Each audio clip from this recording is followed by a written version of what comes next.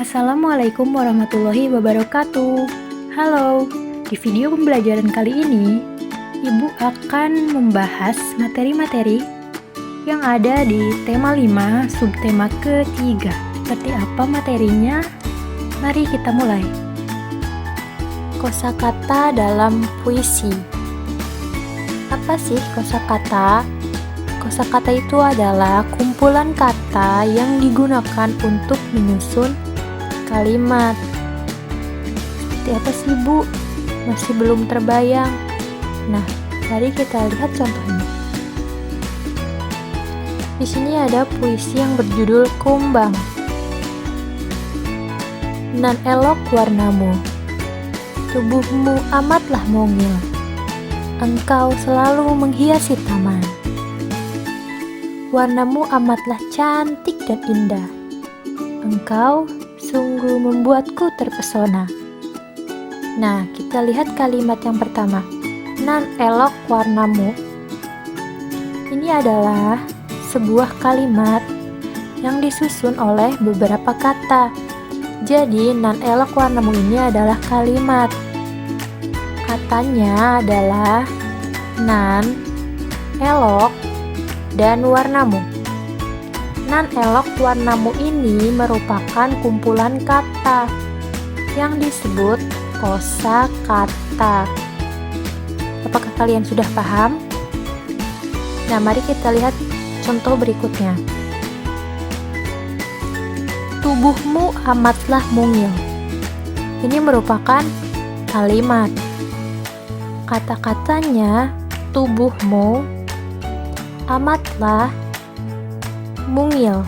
Jadi ketiga kata ini merupakan kumpulan kata yang disebut kosakata. Selanjutnya, makna dari kosakata di dalam puisi. Nah, tadi itu ada kata elok, mungil, dan terpesona. Makna dari kata elok yaitu terlihat indah. Jadi, arti dari kata elok adalah terlihat indah. Selanjutnya, kata mungil. Mungil ini berarti berbentuk kecil. Selanjutnya, terpesona. Terpesona memiliki makna dibuat kagum. Jadi terpesona adalah dibuat kagum. Materi PPKN yaitu pengamalan sikap sila keempat dan kelima. Yang pertama sila keempat dahulu, yang berbunyi kerakyatan yang dipimpin oleh hikmat kebijaksanaan dalam permusyawaratan perwakilan. Kita lihat materinya. Nah, Ibu punya cerita. Jadi, Ibu menugaskan kepada Hana, Hani, Alisa, dan Salma untuk membentuk kelompok dan mengerjakan sebuah puisi. Nah, Hana, Hani, Alisa, dan Salma bermusyawarah untuk menentukan di mana mereka akan mengerjakan tugas puisi dari ibu guru. Nah, bermusyawarah itu apa sih, Bu? Bermusyawarah adalah berunding untuk memecahkan masalah agar mendapatkan suatu keputusan bersama. Nah, berikut contoh gambar-gambarnya. Jadi, mereka ini sedang berunding untuk memecahkan suatu masalah. Seperti Hani, Alisa, dan Salma lakukan tadi untuk menentukan keputusan di mana nih mereka akan mengerjakan tugas kelompoknya. Nah, musyawarah ini adalah bentuk pengamalan sikap sila keempat. Selain bermusyawarah, ada juga menerima kritik, mendahulukan kepentingan bersama, menghargai perbedaan pendapat, mengakui persamaan hak, dan kewajiban sebagai warga negara.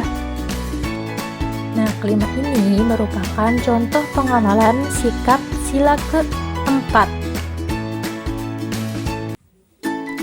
Selanjutnya, contoh pengamalan sikap kelima. Ada apa saja?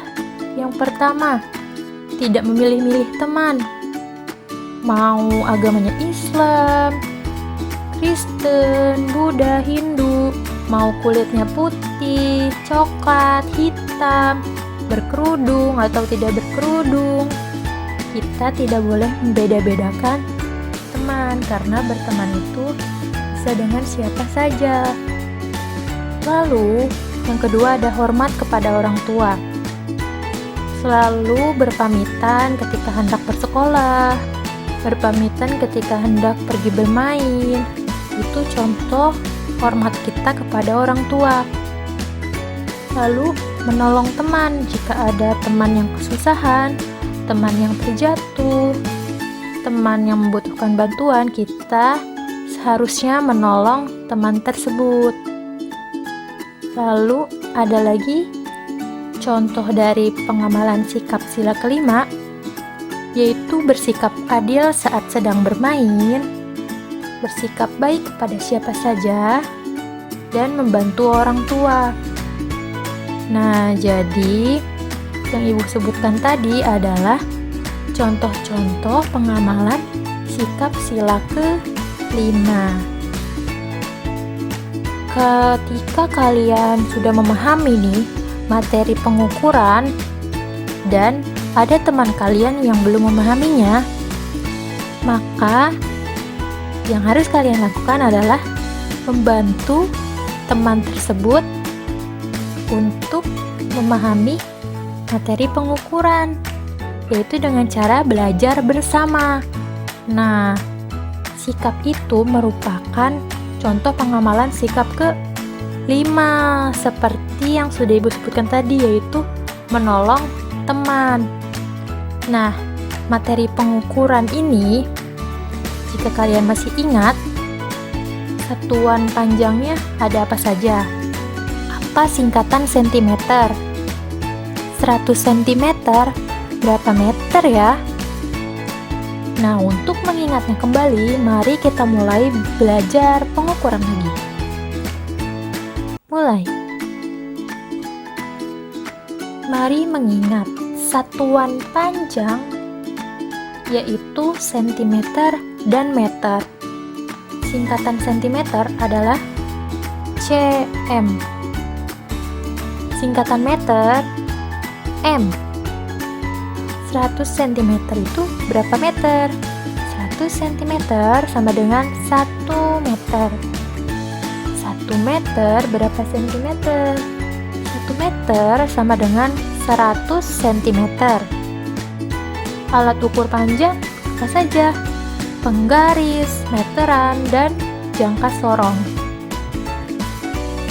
Nah, selanjutnya kita ke contoh pengukuran dalam kehidupan sehari-hari.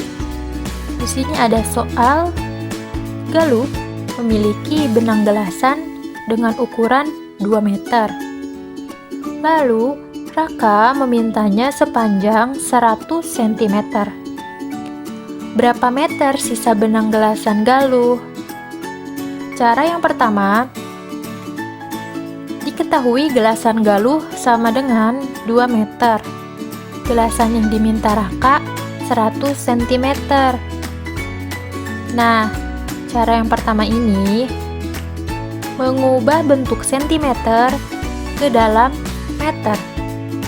Di sini kan yang diketahui gelasan yang diminta Raka yang bentuknya sentimeter. Jadi 1 cm ini diubah ke dalam meter sama dengan 1 meter.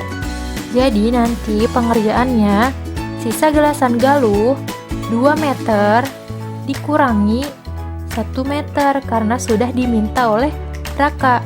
Jadi sisanya adalah 1 meter. Sisa gelasan Galuh 1 meter.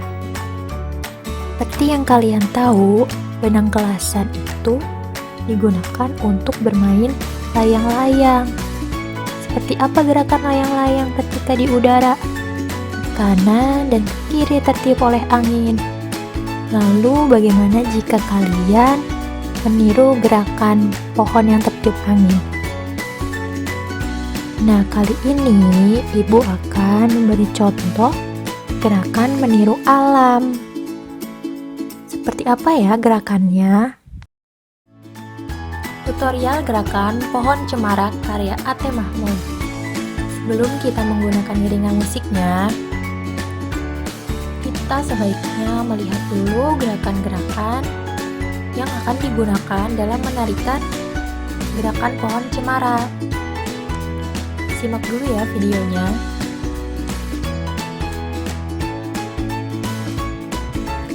Nah, dalam gerakan pohon cemara terdapat 5 gerakan. Gerakan pertama, angkat tangan kalian membentuk segitiga, lalu condongkan badan kalian ke kiri dan ke kanan.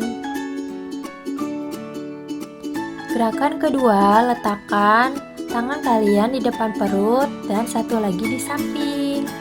Gerakan ke kanan dan ke kiri. Lalu gerakan ketiga, angkat tangan kalian dan kaki kalian melangkah ke samping. Tangan kalian mengikuti langkah kaki kalian. Gerakan keempat, letakkan tangan kalian membentuk segitiga dan berputar. Gerakan terakhir, gerakan seperti mendengar. Letakkan tangan kalian di telinga. Oke? Nah, setelah kalian melihat tutorial gerakan tadi, coba kalian praktikkan gerakannya satu persatu terlebih dahulu. Jika sudah bisa, mari kita lanjutkan dengan menggunakan iringan musik. Gerakan menari pohon cemara karya A.T. Mahmud. Mari kita simak videonya.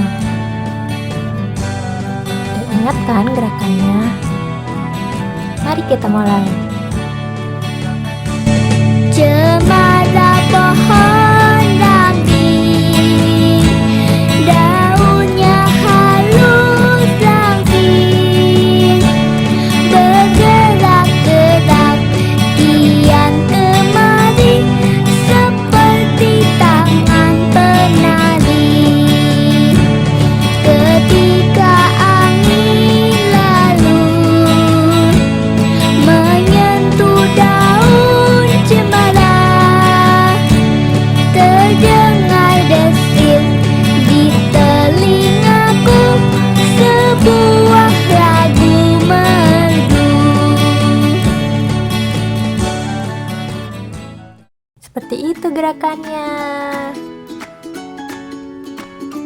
Mau kita ulangi lagi? Coba ya kita ulangi satu kali lagi. Dan kalian boleh menari bersama-sama. Ayo kita lihat lagi.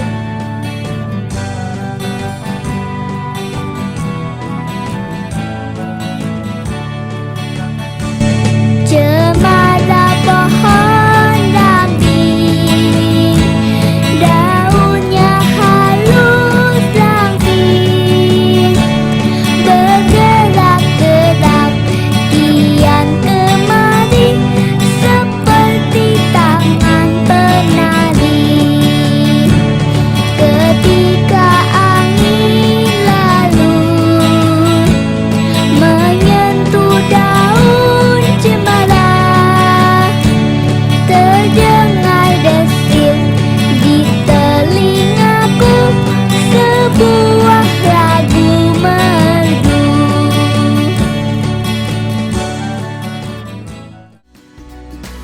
Nah, seperti itu.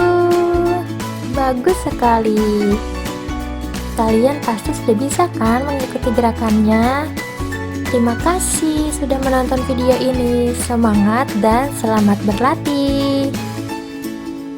Wassalamualaikum warahmatullahi wabarakatuh.